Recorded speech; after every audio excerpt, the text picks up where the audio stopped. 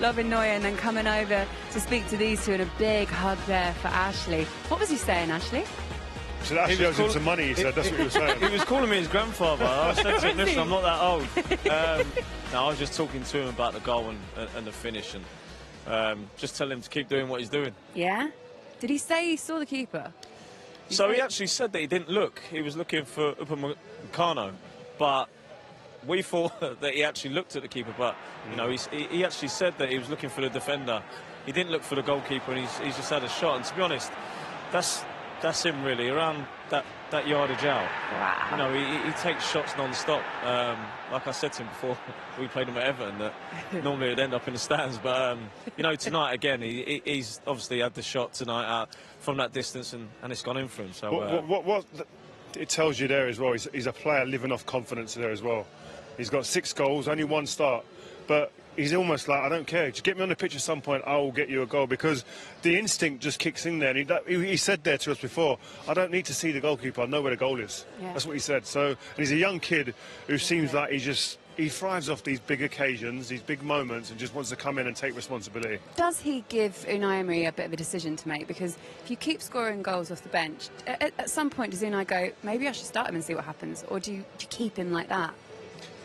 I think when you got Ollie, and Ollie's scoring as well, and I think that Unai's tried before to put them both in the team, and it's just not worked. So it's, you know, I think where it's working for Jhon to be coming off the bench and doing what he's doing, I think if Ollie goes for a spell where he's not scoring or not assisting, then you might be able to change it up. And, you know, there's so many games coming up this season, they're going to have to share the load. It's a lovely problem, though, isn't it? You wouldn't mind as well, if you were him, you wouldn't mind, like, you'd rather live for that moment, wouldn't you, then start, or would you? I don't know, you tell me. Come in, man. I think coming on like that. Oh, Vin, you know, hello, how you doing? Great to see you come in. How you doing, bro? Coming on like that, he's gonna want to. How are you? Okay. You okay? He's going to want to come off the bench and score them moments. Don't say that in front of Vincent. Vincent, thank you so much for joining us. I imagine quite a difficult loss for you, but just tell me what you made of that game as a whole. I think the analysis for me is pretty simple. I thought the first 15 minutes we started well. It was bright, some runs in behind, 1v1s, and then it looked like this was going to be a good night for us. And then just for half an hour, first half, we just dropped the level a little bit. You know, tempo on the ball was slower. We didn't make as many runs.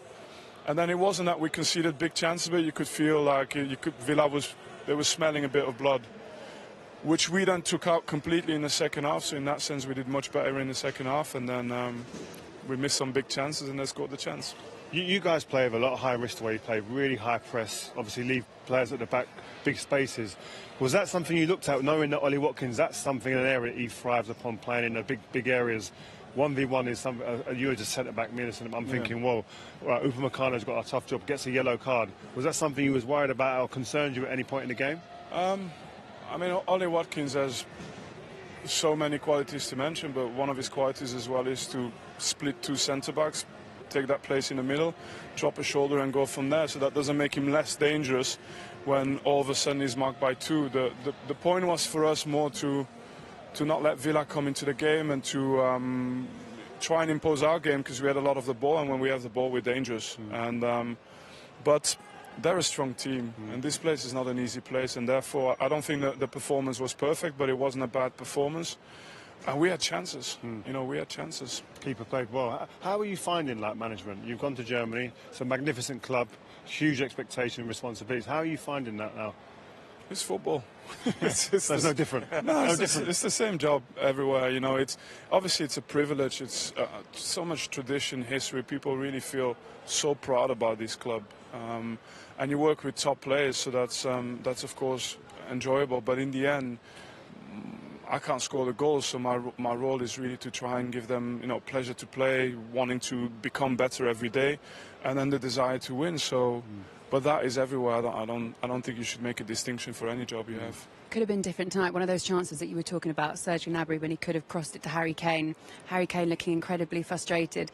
I wanted to ask you on a personal level, having played against Harry Kane in your career and managed against him as well at Burnley, what's he like now that he's under your wing, and how much of a professional is he? Yeah, obviously I knew him from playing against him, but he's impressed me. And he's also evolved. He's better than when I played against him. And I think he scored 11 or 15 goals already this season. Okay, today he didn't. But I don't think he's someone that's just has ever stood still. He's always kept improving, and his game has changed from back then. And he's going to score many goals again this season. And I saw you have a moment there with Morgan Rogers at the end. Yeah. You obviously know him from the City Academy. Yeah. Could you see him growing into the player that and when we tried to sign now? a lot of players at Burnley, you know. Was he one of them, yeah? Oh, yeah. There's a few. There was a few today on the pitch, actually, for Aston Villa. So it just shows it's football, right? We were all in the Championship playing against each other, battling it out, and now we're in the Champions League and on the main stage. But I think it's a recipe for everyone. We've lost today. We've got to take the learnings from this. It doesn't decide the competition, this defeat. So we keep going. And Vincent, your first loss of the season, and you've been doing pretty well so far with Bayern Munich. So great to see you. Nice to have you back over here as well. And we'll see you again very soon. Thank you for joining us as well. Thank you so much. Good luck, man. Take care. And enjoy the rest of your night. Great to see you, Vinny. Take care. Thank you. You know what? It's nice to see a manager come out and speak. You know, it's difficult as a player, let alone as a manager, to come out and speak and kind of front it. And I think probably because they had a lot of ball possession and they had their chances as well, it makes it maybe a little bit easier to do that as well. Because how difficult is it when he was saying there were so many chances that Bayern Munich had, but Emi Martinez was just on fire tonight, and we've said it before, it's almost like he loves the occasion, doesn't he? And he knows exactly when to step up.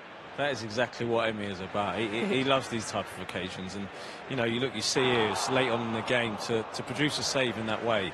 You know, it's fantastic. That's what he was paid to do. But you know, you see the celebrations after the game and the way that, you know, he celebrates saving the ball. He just loves it. He's a goalkeeper that just loves saving it. The best keepers have big personalities as well. He's got that. He's huge. I think he's one of those players. He wants to be involved in the game, and the more he have to make saves, the happier he is. Late on in the game, huge save, huge moment in the game, and he lives and breathes for that. And this guy has won multiple trophies at international level. And as I said, he's a player who looks at these type of games and it doesn't ever feel too big for him. Yeah, they're different types of characters, aren't they, goalkeepers? Yeah, don't they? weirdos. They're weird. I wasn't going to say that. Yeah, they're weird, man. You ever met a normal one? Edwin van der I've Sar. never met one normal. Edwin was normal, man. He was. Ash, come on. I'm not sure. David De Gea was not. No, David De Gea's music choices were horrendous. Oh yeah. Why? What Worst. sort of thing? Slipknot and mad music like that, like crazy stuff. Yeah, he's a Slipknot man. Yeah, Really? crazy. Yeah. How interesting. Slipknot, but not moving when he's listening to it. How mad's that? Oh, that's a bit weird. That's weird, isn't it? In a dark room. Oh, we weren't in a dark room, no. We weren't. That's completely throwing me off. What are we doing? Speaking to Unai Emery? Yeah, I think we've got to go there. We've got to go there. Shall we hear Yeah, from I think we Unai should. Emery? Right, let's speak to him. He's with Jules Breach. Unai, we've been so desperate to talk to you, but we know you've been kept by Aston Villa superfan Prince William. Does that just go to show how special tonight's win was? Good evening. Yes, of course. I told him the best moment we can pass is days like today, and try to enjoy the way, because when you are getting at the end, I don't know where, but everything we are doing in the way, every day, every matches, try to enjoy it, to enjoy the way. And today winning, of course, how we played and against who team we played, and of course in Champions League after 42 years ago, the final, remembering it, of course, was a special day. But like I told you before the match, we want to keep it for a long time, something like being consistent to play in Europe, hopefully, and against the best team like today. And once again, you have Jhon Duran to thank for another unbelievable goal. What are you doing with him that's allowing him to keep coming on as a substitute and keep scoring you special goals? We are working with him, but the most important is his attitude and his commitment now with us. Really, he changed a lot his mind. And he's available to play 90 minutes, play 60 minutes, play 30 minutes, and he's been focusing each minute he's playing. And like today, of course, we had two very good strikers, and the work did today Watkins before against their central back, especially with Upamecano, was really a tough match, tough rival, a lot of duels he had. And the last 20 minutes was very good moment, try to do something more, adding this work with Jhon Duran, and of course scoring goal like he scored was really fantastic for him, for the team, for everybody. And with the amount of attacking threat that Bayern Munich have, you must be so proud of the way your team defended out there today to be able to keep a clean sheet as well. Yes, against teams like that and players they have, it's very important defensively to be strong, try to fix their special attacking players very well, like we did today. Of course, Emiliano Martinez, amazing job, amazing saves he did. Of course, today the match played, Diego Carlos and Consa was fantastic, and other players as well, but especially both players, because I think they needed improve playing together in the right side like they did today, and especially Consa dueling individually with one very good winger like they have. And of course, was fantastic their performance for the team and for themselves. Does it feel like a statement win against one of the favourites in the Champions League? We have to try to play each match thinking those 3 points we achieved today, and of course, with 6 points we are now in the table. We are going to play against Bologna at home again the next match, and we are not refusing. The objective, of course, is try to play the next round, but we have to try to be demanding ourselves, to try to compete against the best team like today, face them, and we compete very well. We won. Deserve or not more, I think we compete like we needed to compete to win one match like against Bayern Munich, and then try to be demanding in our way to get next round, and if we can win the next match, maybe we can get the first 8 position in the table, and of course we are going to add this objective in case we can. Congratulations on a brilliant win. Thank you so much. Thank you. Happy manager there, and one player playing for an unhappy manager tonight, Michael Elise, knows these two very well, and has just become, he always was a good player, but really is turning into an excellent player, but on the wrong side of the score tonight, losing for Bayern Munich here at Villa Park. Look, a great night for Villa, great night as well for Unai Emery too, and a good interview there. Look, we know what he can do, so I think now, probably not surprised that he can orchestrate something like that, Rio. Not at all. I mean, listen, his career, his distinguished career, 4 Europa League titles he's won.